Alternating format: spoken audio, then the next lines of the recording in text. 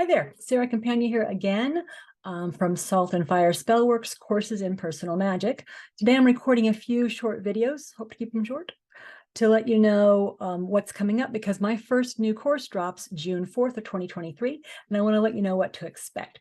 So the first video I recorded, well, I'm just going to call it the nuts and bolts video. Basically that lets you know the structure of the course over time.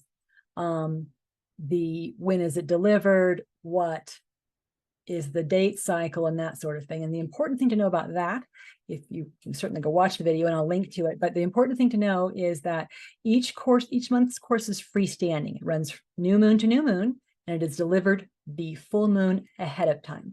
So if you start in September, much like a magazine subscription, if you start in September, you don't look at your September magazine and say, oh, I can't use this, I don't have August and July. So it's freestanding. So don't panic about that. There are some things that will build over time, and that will be a document that will be accessible to you at all the time. So for instance, if there are particular spell forms that I use a lot, I'm a big fan of petitions, for instance, that will be available to you every month when you sign up. Speaking of the things that go month to month, one of them is the flexible ritual framework. And if you would like to download that now, it will give you basically a sample of the course. So there's going to be a link below this video that says get your free download, something like that. It's my flexible ritual framework, which is harder to say than you might think. There's also included is one of my favorite ways to raise power, some terms that the way I use them, and a little bit about my philosophy. And you'll also get a feel for the voice that I use. This work is important, close to my heart, and I'm sure close to yours, but we don't have to be grouchy and serious about it. I like to have a good time, and you'll see that in the preview if you choose to download it and read it. And I hope that you will, because you can enjoy it and use it right now. Another link that I will put underneath the video is the one to the actual course page on my website. That's the information I'm about to give you about what you actually get every month. So if you'd rather read it than listen to me talk about it, then you can go do that. Also, once you're there, there's a little bit of an FAQ on that page and a little bit of an about me. And then you'll be on the website, so that if you want to read more of the about me or more FAQ, that stuff's all available to you there. If you have any questions, there's a contact page on the website, or you can comment here or send me some sort of DM-ish thing wherever it is that you're watching this video. I will get back to you within 48 hours. I don't walk around with my phone stuck to my face, and I do travel a bit, but 48 hours and I'll get back to you. Okay, so I'm going to go over now what is actually in each month's course. So again, the courses run new moon to new moon. You get the information the preceding full moon, so you have 2 weeks before the lunar cycle even starts. You do not have to do anything basically, but you do not have to do the course at the beginning of the lunar cycle. I just want you to have the opportunity to have the full lunar cycle. My opinion, part of my philosophy that I'll share with you right now, before I do my philosophy video, it is better, in my opinion, and this is what I will say over and over, to do ceremony, ritual, spell, any old time than it is to wait for the perfect time. So, a couple of months ago, I did my full moon ceremony 4 days after the full moon. And let me tell you, it was powerful. So it's better to do ceremony than not. However, you'll have your stuff in time just to begin at the beginning of the lunar cycle, if that's what works for you. Excuse me. Okay, so here's what you will get. A calendar of auspicious dates and information to help you choose when to do your ceremony. What I mean there is that sometimes you are going to be doing something where you want to pull something in, and sometimes you want to get rid of things, and or maybe even a mix. There are better times of the month to do each one of those things based on the moon cycle, and also just based on some other things that are going on. So I will tell you things that are going on. Also, I include dates like that you might want to celebrate that maybe you don't know about, like Franz Barden's birthday. Franz Barden is one of the people I study, and you want to know what his birthday is, right? So also some religious holidays that you may not know about that you might want to tap into the energy. There are people all over the world celebrating something, and maybe it's some sort of joy of union, and you would really like to pull some of that energy in. Maybe you will choose to do some ceremony on that particular day or night. So you'll have the calendar and advice about when to do different sorts of spells. The next most important thing is that you'll get the overview of that month's concepts. I'm just going to read the words I wrote here. An overview of the month's concepts, including history and cultural context. So each month there is a topic I choose to write about for helping you create a ritual. This is all personal magic. I am going to guide you to create your own ritual. So, for instance, once I did a course about courage.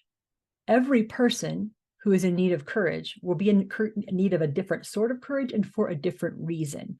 Or if they are generally someone who doesn't have a lot of courage, that every person's life will be badly affected in a different way. So I'm going to guide you to do this for yourself. To that topic, for next thing, there's a list of ingredients for that month's spell. And these are suggestions, including alternatives. So you don't have to have any of these things. All you have to do magic, a little bit of my philosophy again, and I think you'll hear this from most good teachers, all you need is your focused intention. That's all you need. However, many of the tools that we use, some herbs and those sorts of things, these can help with focusing your attention. They can also be fun. So that's why I make these suggestions that are appropriate to the type of spell that we'll be doing. I'll also, again, suggest alternatives. And then to the point that I want everyone to be able to do this. So let's say for the month that's coming up, I'm going to suggest amethyst as a stone.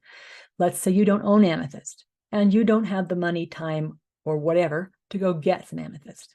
Then I'm going to suggest that you print out a picture of a beautiful piece of amethyst and bring that to your spell, or just really look at a picture and imagine it and get it in your mind.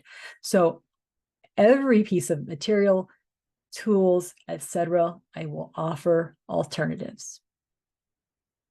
Next is suggestions for self-examination to make the ritual your own, shaping it to your needs and desires.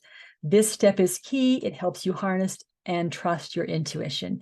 So I've spoken about this a little bit before, but there will be a focus for that spell, and I will help you with prompts. Do some internal searching to find out, where does this affect me? How can I make the best use of this subject? And something to know about this is that if you do in July, if it's a courage spell, for instance, you will do it then, but you can use it again like in February. If you need courage again, you will use these same prompts and you will write a new set of steps for yourself, basically. One of the things I'll suggest, for instance, is if you're going to use words of power, you are going to create your own words of power based on your needs at that time. Everything is personalized to you. I'm just going to give you guidance on how to do that. So once you've gone through this self-examination exercise, and this is something you'll want to give some time to. If you decide you just don't want to do the self-examination stuff, you can do whatever you want, but I think you'll get more from it if you choose to do the self-examination step. So next, there's a really detailed step-by-step instructions for the actual spell. Let me read you what I've written here, and then I'll expand. A detailed description of the steps to take during the actual spell. You are always encouraged to tailor these to your liking. Variations are listed in case your environment does not allow for certain elements, such as fire, sprinkling of water, etc. Again, doing ceremony at all is better than not doing it at all. So if you cannot have a fire, I live in a place where I'm fortunate enough to live in sort of two places. And one of them, I can have a great big fire in my backyard, as long as it doesn't have real wood in it. And another one, if I'm real sneaky, I can have a candle in a jar, and that's it. So I'm going to help you find a way to do this that works for you. You can do it if you live in a condo. You can do it if you live in the country. We'll find a way that works for you. And again, you're going to tailor all of this to what you need from the spell. So that is very detailed. Then for the day of the actual spell, there's a day of preparation list. This will help you. First of all, you're not going to want to go back and go through that long list of details that were in the previous step. But you also don't want to get out there to wherever you're going to do a spell and find out that you forgot the water or the candle or whatever. So I'm going to have a list of things to do the day of so that you're ready and calm when it's time to do the work. And along the same lines, there's going to be a brief outline for your spell. So you can actually take that with you when you go to wherever you're going. So if it's important to you to not miss a step, and if it doesn't matter to you, that's cool. But if it is important to you to not miss a step, then you'll have a little brief outline, just a little reminder to take with you. And then there will be reference cards that you can print, cut, whatever, that, for instance, that basically about the ingredients that I suggest, so that you can create a little library for yourself of those. Maybe you have an index card box, if you're that old like me, or something, but you can have a list of cards for ingredients, so that in the past, let's say, for instance, I'm sorry, in the future, let's say that, for instance, you do go buy some chamomile to do a spell with. You're going to have more than you need for the one spell that we're going to do together, and so you will store that, and then you'll have a card, and the next time you want to figure out if it's appropriate for the spell you're doing, you'll have some information there. So just a little bit to start building a reference library. Okay, that is all of my list of things you get every month. I hope that that's clear. If it's not, I'm perfectly happy to answer your questions again. So just a little review. Every month is freestanding. Every course runs new moon to new moon, and you can do your spell anytime in there. I help you build a spell that is perfect, personal, and perfect for you, addressing your needs at that moment, but you can always use it in the future for different version of those same needs. And you don't have to have anything to do this except focused intention. And I'm going to help you do that. And if buying your chamomile or digging up an old piece of amethyst helps you, then I'll suggest it. And if not, we'll find a workaround. I am so excited about this. I'm very passionate about it, and I really want to help bring in people who have encountered barriers to magic. So come and join me, and we'll work together. And I'm really excited about it. Thank you for listening, and I hope to hear from you soon.